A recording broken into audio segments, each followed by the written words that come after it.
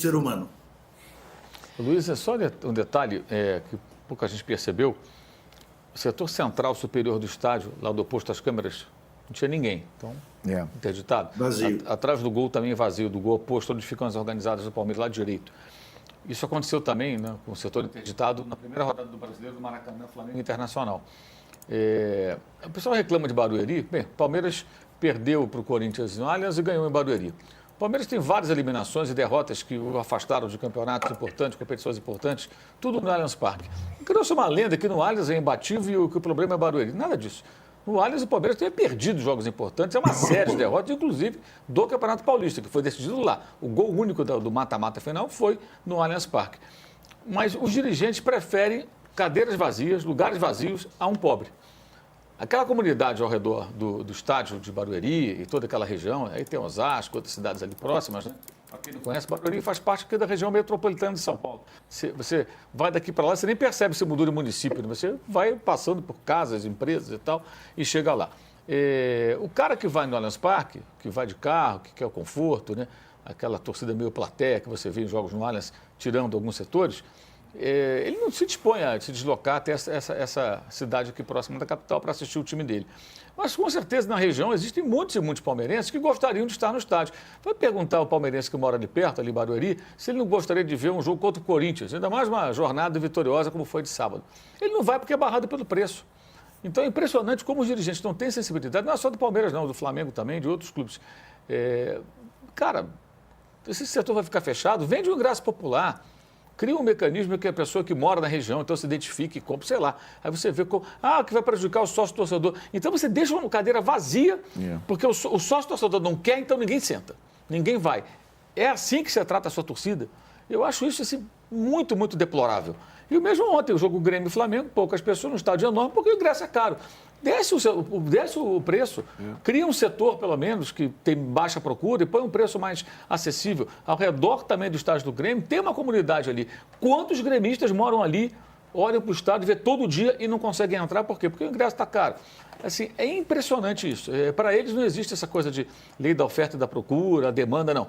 O preço é esse e acabou. E ainda a imposição que se criou há algum tempo, com apoio de parte da imprensa, de que o cara tem que ser sócio-torcedor. Então não basta pagar conta de luz, gás, telefone, transporte, alimentação, você tem que ter mais um boleto, né, ou mais um débito no cartão, que é o de sócio-torcedor. Senão você não é torcedor. Ou seja, só quem tem dinheiro é torcedor. Isso me irrita profundamente, acho abjeto.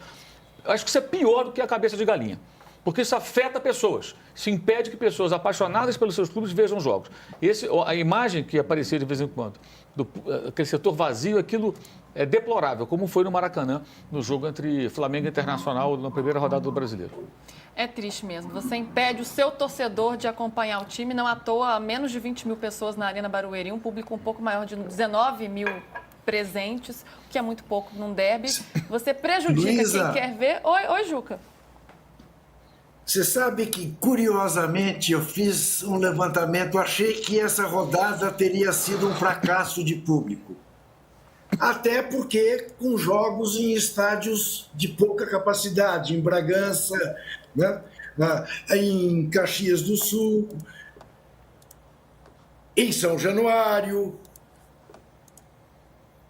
com a torcida do Grêmio insatisfeita, não foi ao grande jogo contra o Flamengo. Com a torcida do Fortaleza insatisfeita, não foi ao grande jogo contra o Inter.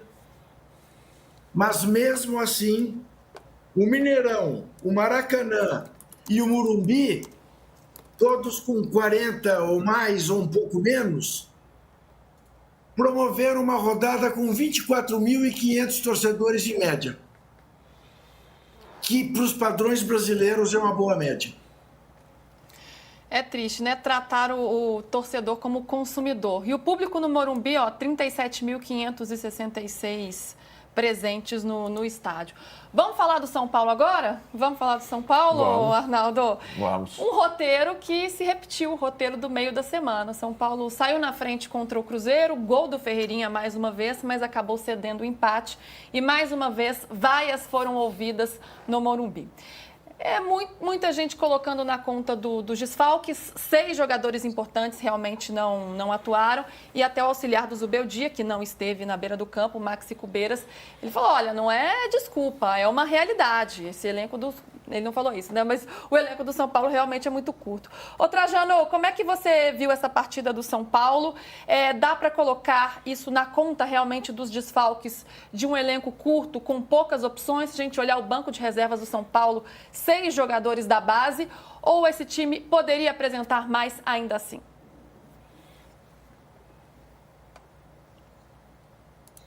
Eu me nego a falar antes do Arnaldo. Eu me nego a falar sobre São Paulo antes do Arnaldo. Eu quero ouvir primeiro o Arnaldo, que esteve lá. É verdade. Comeu pizza, inclusive, na saída do estádio. A pizza é mantida. Aumentou o preço. Aumentou o preço. Aumentou o preço da pizza, veja você. Foi de 10 para 15. Eu prefiro ouvir o Arnaldo e depois falar, Luiz. Tá, deixa eu me defender aqui então, Trajano. Eu ia jogar para o Arnaldo, mas como você estava quietinho aí há um tempinho, Trajano, eu mandei para você. Mas eu tô curiosíssima. Acho que eu queria até criar um suspense para ouvir o Arnaldo falar sobre esse jogo.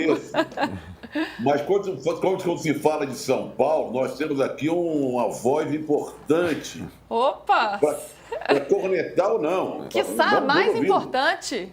Eu aguardava esse momento. É uma voz menos corneteira. Eu tô, né, mas eu tô sendo cornetado. Eu sim, né? Eu e o time, né? E o técnico, sobretudo. Na verdade, Luísa, se você comparou com a questão do Alianza Lima, né? A gente pode retroceder um pouquinho. O jogo do Sport, os 3 últimos jogos no Morumbi, o São Paulo foi vaiado e não ganhou, 3 empates. E que, para mim, escancaram uma situação que não é só o número de jogadores ausentes na partida contra o Cruzeiro, que bateu o recorde, né? Foram 6 dos principais, né? Acho que talvez os principais. Arboleda, Pablo Maia, Luiz Gustavo, Oscar, Lucas e Caleri. Além dos 6, saem no intervalo Alisson e Luciano. Ou seja, né? Dessa vez não tinha praticamente jogador e a base foi a alternativa para o segundo tempo.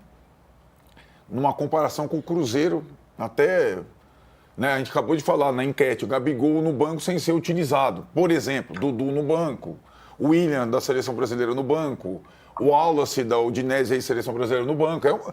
É uma comparação até estranha para um mesmo campeonato. Mas o que para mim está claro é que o elenco do São Paulo para essa temporada é muito fraco. É curto e fraco. E a impressão que o time titular é bom, ela poderia ser até confirmada se esse time titular tivesse disponível em algumas situações. Só teve disponível contra o Corinthians lá no começo do Paulista. É muita lesão e tudo mais. E isso vai ser notado sobretudo nos jogos em casa, quando o time precisa construir, se impor. O São Paulo tem muito pouco material para se impor. E acho que tem explicação. É a decisão tomada pela direção de, em vez de coringar ou cruzeirar, flamengar. Vou tentar apertar o cinto, não vou quebrar o meu clube. E isso vai ter que ter uma consequência esportiva nesse ano, quando todos os outros estão fazendo outra coisa. Mas não explicaram isso direito para a torcida do São Paulo. A torcida do São Paulo não entendeu o que é esse ano. Ela não entendeu, não caiu a ficha, como diriam. E aí fica a impressão que se trocar a comissão técnica, o técnico argentino, uma hora vai melhorar imediatamente.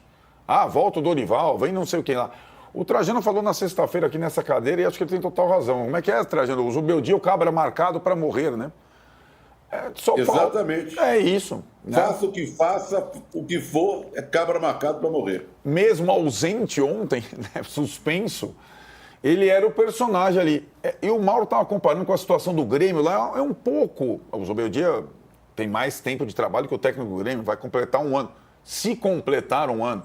Ontem foi bancado pelo diretor de futebol até o jogo contra o Santos. Por que até o jogo contra o Santos? Porque até o jogo contra o Santos não vai voltar nenhum jogador titular. Então acho que a direção está pelo menos, olha, com esse time aí, não dá para cobrar tanto assim do treinador, né? E não que uma semana também dê muita tranquilidade, né? Não, vai jogar contra o Botafogo no Rio e contra o Santos no Morumbi, né? Essa é a semana do São Paulo. pode ter tentando explicar um pouco mais a fundo o ano do São Paulo, mas o torcedor, como disse o Trajano, não quer saber. O torcedor está vaiando, que é a cabeça do treinador, a direção está segurando aos poucos, até porque os jogadores estão com o treinador. É diferente, né, quando um grupo de jogadores, como aconteceu com o Fluminense, né? O Mano brigou com o Thiago Silva, com o Arias, tinha brigado com o Marcelo. Os caras queriam matar o Mano e tem que trocar o Mano. Não é o que acontece no São Paulo, né? Existe uma coesão entre comissão técnica e jogadores, conscientes da limitação do time esse ano, mas o torcedor do São Paulo não entendeu.